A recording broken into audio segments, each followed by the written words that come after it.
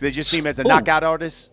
Who sleep on Tank's skills? Nah, nobody sleep on Tank. Like, Well, I'm just going because so many people just think he's a knockout artist, but I think they underestimate his boxing IQ. Yeah, I was gonna touch on that. Like, when I was in the ring with him, because I sparred Tank, you know what I'm saying, back in 2021 in August, I sparred Tank, and he's skilled. Like, he's skillfully. Like, he's like, you can watch me fight. You know, I'm skilled. When I got in the ring with him, he's skillfully great. He's great. Like, Tank is all the way around a great fighter for sure. For the first time, Keyshawn Davis, being brutally honest, gives Tank his full respect for how he handles business in the ring, hinting that it will be a competitive fight against Shakur. For one, I really think the fans don't really see nobody beating Shakur. For one, like, when people bring up him and Tank, when I see and I go read like little stuff about it, they really be debating. It don't be like, oh, Tank is gonna destroy this guy, and everybody is saying this. No, that shit be like real debates. Like, no, this Shakur, this, that, and then not only that, now you see Shakur moving up in weight. He's filling out. He's dropping this dude. He went crazy that last fight. That last fight was like kind of crazy. Keyshawn favors Shakur Stevenson for his superior skill and defense, expecting a close, hard fight but a decision win for Stevenson. I think Shakur will win. Like, I think Shakur got better skill, and of course he's just better defensively. Like, I'm always going with the better skill, the better defensive fighter. Tank's skill is phenomenal, but I just feel like he's offense first. I feel like he's offense first, or I feel like Tank is the type of fighter where he'll either be offensive first, or he's very, very, very, very patient, and then just try to catch you slipping. You know what I'm saying? And certain fighters, it's just smart, So I just think, Shakur will win that fight. It'll be a hell of a fight, a hard fight, and it's definitely gonna be a split decision. But I got Shakur. Meanwhile, Shakur made it clear he's been pushing for a fight with Gervonta Davis for years and feels ready, placing the decision on Tank to make it happen. Honestly, I've been calling for the fight for like 2 to 3 years now, so I'm ready for the fight. It's all on Tank. Tank gotta say he's ready. On the other hand, Gervonta Davis cautioned that once he has an opponent in position, the bout can be over in an instant. He described his ability to change tempo, wear fighters down, and close the show quickly and decisively. If I get him where I need him to be, he's gonna sleep for sure. Soften him up, then fry him. Shakur acknowledged that Gervonta holds star power at the top of the sport, giving him the freedom to choose his opponents. He made it clear that if Davis signals interest, the fight can be made at any time. I disagree when you're in the position of a Tank, because Tank is like the biggest star in the world, one of the biggest stars in the world. So with him being at that top spot, he can pick and choose who he wants to fight. If he want to fight this guy, he can fight this guy. So, and my brand is like, just say you want to fight and we can make it happen at any given time. Furthermore, Stevenson expects his opponent to adjust to him but welcomes the challenge, noting he hasn't faced someone with that kind of volume before. He sees it as a chance to elevate his game, believing the style matchup will push him to another level and bring out his best after a strong training camp. He got to adapt to me for sure, but honestly, I'm kind of like excited because it's a new challenge. I never fought nobody who throws this many punches around ever, so and that's exciting already. So I think that's going to bring the best out, just because I can't wait to see how that's going to affect the way that you fight too. Yeah, I think it's going to take me to a new level. I think we did a lot in training camp to prepare for it, so I think he's going to bring the best out of me, and I think July 12th, we whooping his ass. On the other hand, during a conversation with Ariel Helwani, Shakur expressed his desire to deliver the biggest matchups in boxing, leaving it up to fans to interpret what that entails. He pointed toward elite-level opponents, with Gervonta Davis among the names mentioned as potential future targets. Love to make the biggest fight in boxing happen. The biggest fight in boxing happen, okay. I guess whatever our interpretation of that would give us the answer, but I don't know what you consider the biggest fight in boxing.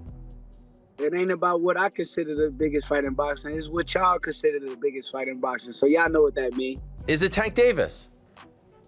Like I said, I would like to make the biggest fight in boxing happen. Holy smokes. That would be something. The bottom line is you have a lot of great options right now. Do you agree? Yes. There's a lot of big names that we've just discussed, and any one of those would be pretty damn big.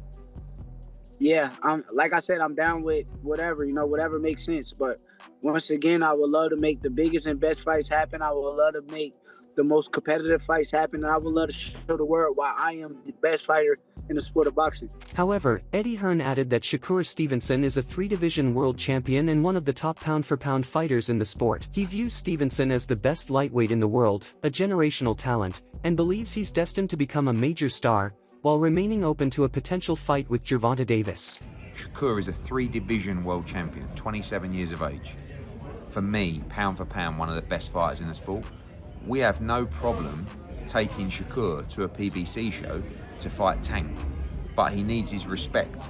In the respect of, in my opinion, Shakur Stevenson is the best lightweight in the world. He's a generational great fighter, and I believe he's going to be a big star. Backing that view, Eddie Hearn suggested that Shakur would depend on his ring IQ and defensive sharpness against Gervonta Davis, controlling the fight with clean, accurate work. He also warned that Davis carries fight-changing power, meaning one clean shot could completely shift the outcome.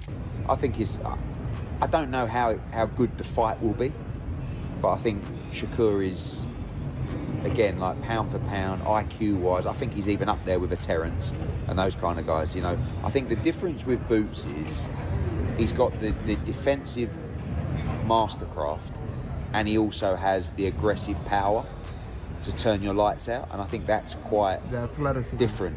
Do you know what I mean? Like Shakur, I say defensive. I think that's a bit harsh on Shakur, but he's not a huge puncher, but defensively and skill-wise, he's right up there. He's a real technical fighter. Oh, phenomenal. Moreover, Shannon Sharp called Gervonta Davis the biggest money and legacy fight for Shakur Stevenson, while Chad Johnson pointed to Lamont Roach Jr. as the more technical, chess-like matchup. Stevenson agreed with that assessment, describing Roach as underrated and even suggesting he had done enough to win against Davis despite the controversial knockdown situation. I think Tank is the money fight. You know, not only will that help cement your legacy at the lightweight division, I think that's the fight, Shakur, that's going to pay you the most money. I think Tank is the money fight, but the fight that would interest me the most, the one I think would be the best chess match, would be Brother Roach. I think that Lamont is very underrated. I'm glad because a lot of people don't realize how good he really is. You know, a lot of people think that Lamont actually beat Tank in that fight. What do you think? I do. I think Lamont won. I think Lamont won 7-5, 8-4, even without the Without the knockdown? Yeah, without the knockdown that should have been called.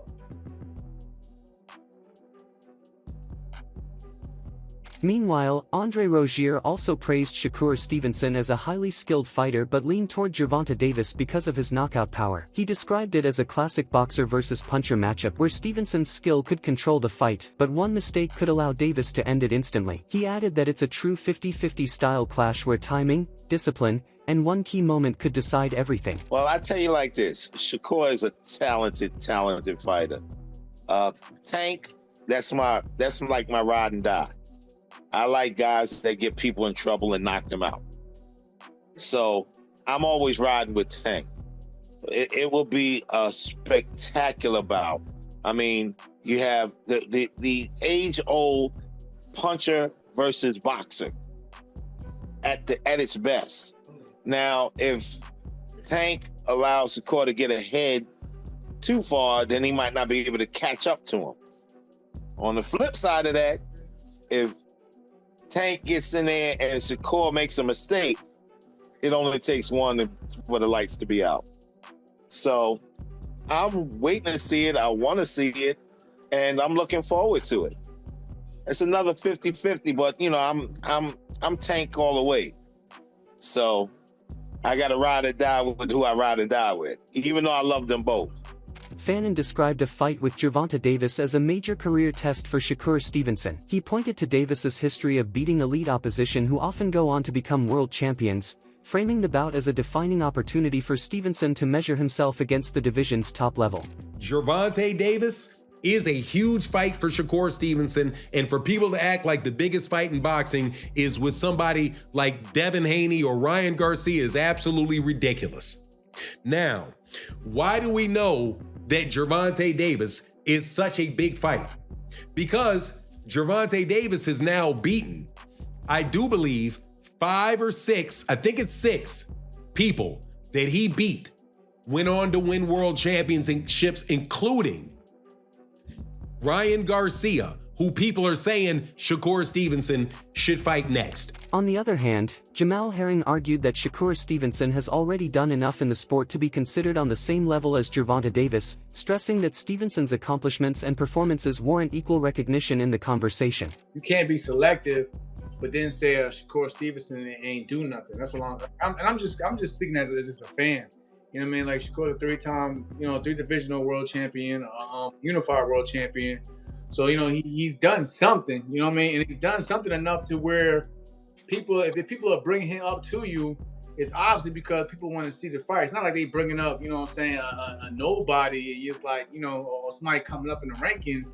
And it's like, what have they done? But it's like, this is somebody, y'all in the same weight class. Y'all both hold, one of the major 4 world titles in the sanctioning bodies. Jeff Mayweather also called the matchup a highly entertaining fight where the result would be hard to predict from start to finish. He acknowledged Shakur Stevenson's technical ability, but emphasized that Gervonta Davis carries fight-ending power in a single shot. Mayweather also noted Davis's underrated ring IQ and warned that anyone facing him is always in danger of getting caught.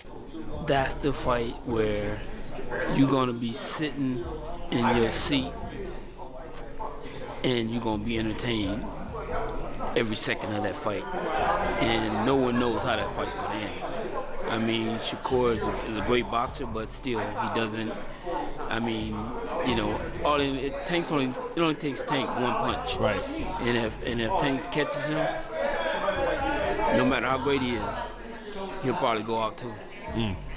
So that's the one thing with Tank is a one-punch knockout artist. And basically, his IQ is extremely, extremely high. People don't give him credit for it because of his knockout ratio. But the thing is that I just think that anyone that steps in that ring with him has a chance of not going there the same way they came out, and that being, flat on their back. David Benavidez pointed to a potential clash between Gervonta Davis and Shakur Stevenson as the fight he most wants to see, stressing its huge significance in boxing. He noted that if it gets made, it would be one of the sport's most talked about and highly anticipated matchups, attracting major attention from both fans and experts. I would love to see Shakur and Gervonta. I think Gervonta and anybody any of the top guys at that weight class is a great fight. Gervonta, Shakur, Gervonta, Teo, Gervonta, Keyshawn. That 135 to 140 pound weight class is hot right now, you know what I mean? But that would be a great fight. I think probably that would be one of the fights that would be the most anticipated, if they can make happen. Gervonta Davis and Shakur Stevenson. By no means it would be easy for either fighter. We just seen that Shakur Stevens was able to shut a great fighter like Teofimo down and made him look silly. So that would be a great fight, and a big shout out to Shakur Stevens becoming a 4-time division champion. He's on legendary status. He's on his way to be a Hall of Famer too, and he's still very young. Other analysts note that even with Shakur Stevenson's slick defensive skills, Gervonta Davis still poses a serious danger. They point to Davis's calm, measured approach and sharp accuracy, where he waits for mistakes and can change the fight instantly with a single perfectly timed shot. Shakur Stevenson. Shakur might have better defense, but at the end of the day, I still think we haven't seen the best Tank Davis. That's what people always power. We still haven't seen the best Tank Davis. And Shakur, for the most part, he comes forward. Tank Davis, all he takes is one shot. He's a very patient fighter. He doesn't throw a lot of shots, but every shot he throws, he makes them count. Meanwhile, Gary Russell Jr. called the matchup a fan-friendly stylistic clash expected to bring constant action and intensity. He highlighted that one fighter consistently pushes for stoppages and dictates the pace, which adds to the entertainment value. Russell also noted that the contrast in styles makes the fight naturally appealing, requiring little promotion to draw interest. Tank fight, he come to get boogie. He come to work. If he don't whoop your ass, he gonna knock you out. Same with me. If I'm gonna whoop your ass, or you going out of here. Clean up time. Let's go. Styles like that being clashed against each other, it's gonna be a juicy fight. It's bound to be a juicy fight. people's going to tune into it. That's why they really would tune into it, because of the styles.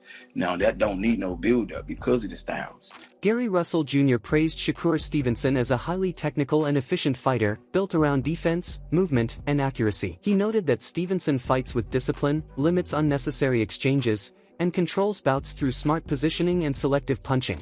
On top of the names, Shakur, he got a different style. He got a surgical style. He's a boxer. You know, he don't get hit. He's not going to get hit. He's going to move. He's going to be smart and obedient. He's not going to try to throw no wasteful shots. And he's not going to take no risk for real with certain fighters. Why? Because it'd be foolish. His job is to win. And if he can do that by playing it safe, and he's going to do that.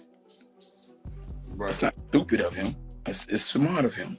It's obedient. On the other hand, Gervonta Davis is reportedly ramping up his preparation as training camp reaches a higher intensity ahead of his return. He has been focused on refining his technique while elevating his fitness and conditioning.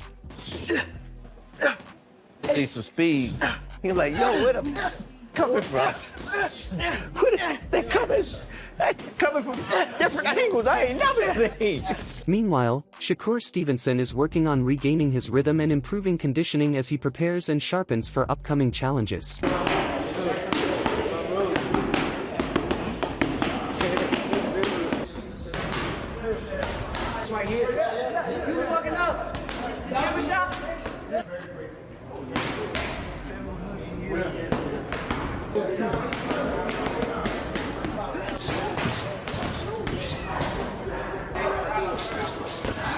On the other hand, Shakur Stevenson has expressed interest in facing Conor Benn, but stated he sees himself on a higher level. He believes he would dominate the fight and outclass Benn if they ever meet in the ring. He's not on my level. I've been said this, and I will beat the holy out of Conor Benn. Conor Benn responded with strong confidence, stating he would beat Shakur Stevenson regardless of when the fight takes place. He dismissed concerns about timing or physical differences, insisting the outcome would not change whenever they eventually met in the ring. I still smash your first fight down at 147 in 3 years, and I still give it to you. Shakur Stevenson has become more motivated about the matchup as criticism over his size and doubts about his chances increased. He said the outside noise pushes him to prove himself in the ring. Stevenson also hinted that a stoppage win is possible, adding he would be disappointed if he didn't secure a finish. I'm only interested because when I said let's do it, every fan said, oh, he's too small, he's going to get murdered, he's going to get beat up. So since y'all felt that way, then let's make the fight happen. Let me show y'all why I will beat the holy shit out of Conor Benn. So can I just ask specifically, how does that fight play out? You think you stop him? I think there's a real possibility I stop him. I will be disappointed in myself if I don't stop him. Conor Benn reacted to comments from Shakur Stevenson about weight plans, contrasting earlier talk of a potential move to 154. Benn criticized the idea of moving back down instead of staying or moving up, calling it a sign of avoidance. He pointed to his own jump across 2 weight divisions to face a more experienced former interim champion as proof of his willingness to take risks, insisting he's ready for anyone at any weight. Now I'm dropping back down to 135 or 130, whatever it is, and I'm not fighting at 147. Whereas a couple months before, they said they'd fight me at 154. You know, so it's just cowardly. You know, because for me, I fight anyone. I've jumped up 2 weights to fight my arch nemesis, who was more experienced. You know, former interim champion, this and that. I'll fight anyone. Not bothered. I'm not bothered. Meanwhile, Kenny Ellis described Conor Benn as a relentless pressure fighter who brings constant aggression and forward movement. He still favored Shakur Stevenson due to his superior timing, skill, and ring control, while acknowledging Benn's size and strength could create difficult moments. Ellis added that Stevenson wouldn't need a knockout, as his technical edge would be enough to win clearly on points. Shakur Conor Benn? Yeah. Ooh, that's a different beast right there. Yeah. Shakur can beat him too, but he bring that pain, man. He bring that heat. You know? I think it's a bit too wide for Shakur though. Yeah, I agree. A bit too wide, yeah. Right. You think Shakur could stop him? I don't think he'll stop him, but he'll box the shit out of him. He's too wide for Shakur. Andre Ward described the matchup as highly entertaining due to the level of attention and hype it would attract. He viewed Conor Benn as a dangerous pressure fighter with aggression and power, but believed Shakur Stevenson's skill, ring IQ, and control would likely determine the outcome as the fight developed. I think it could be fun. It's a fun fight. You know, it's going to be a fun build-up. I think that Conor Benn is dangerous. He's very strong. He's, you know what he's coming. You know what he's going to bring to the table, and you know how he's coming.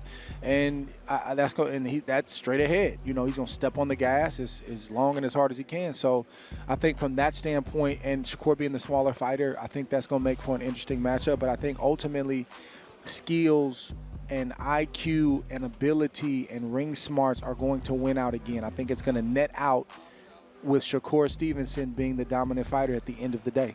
That's the breakdown of the debate, with different opinions, styles, and outcomes all on the table now. It all comes down to who can perform when it matters most and turn talk into reality inside the ring.